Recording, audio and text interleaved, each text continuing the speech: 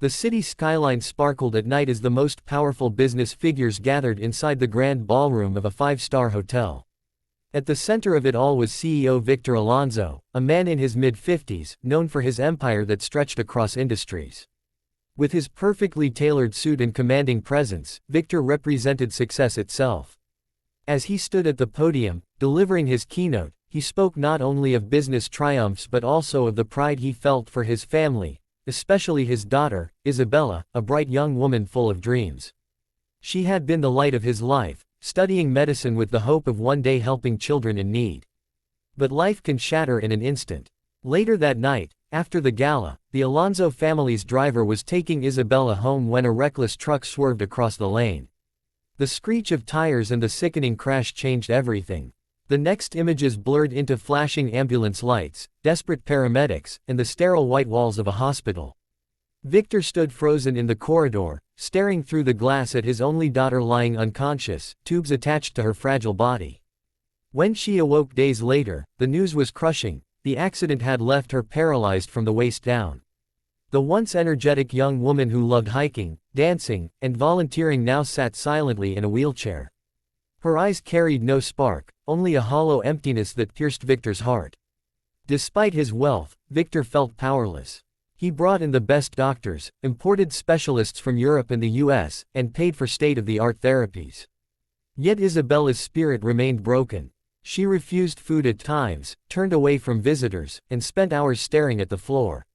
Victor, the man who once commanded boardrooms and nations, now sat alone at night, his head in his hands. All his power, his billions, his prestige, it could not buy back his daughter's laughter. For the first time in his life, he was a man stripped of control, drowning in helplessness. It was a rainy afternoon at the hospital when fate intervened. Victor sat in the lobby, distracted, while signing documents for another round of treatment. Across the room, a thin man in worn-out slippers entered, carrying his young son. His clothes were simple, his face tired, but his eyes carried a quiet strength.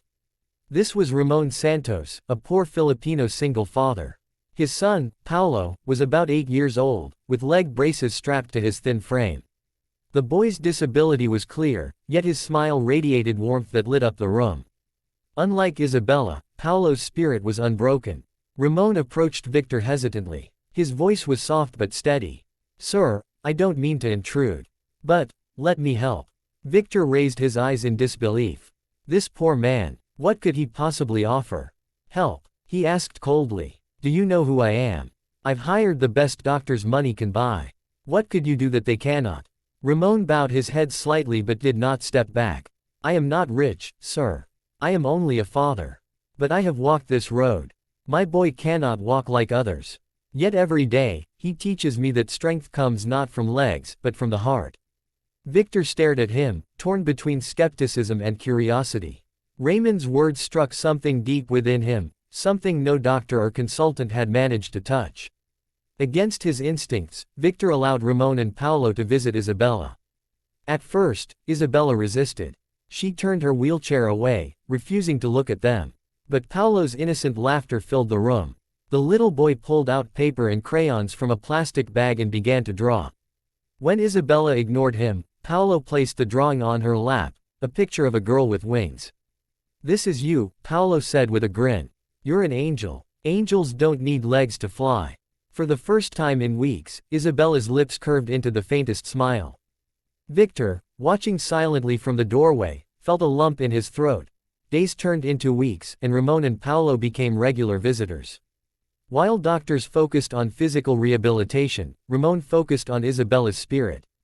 He taught her how to see life through resilience, not loss.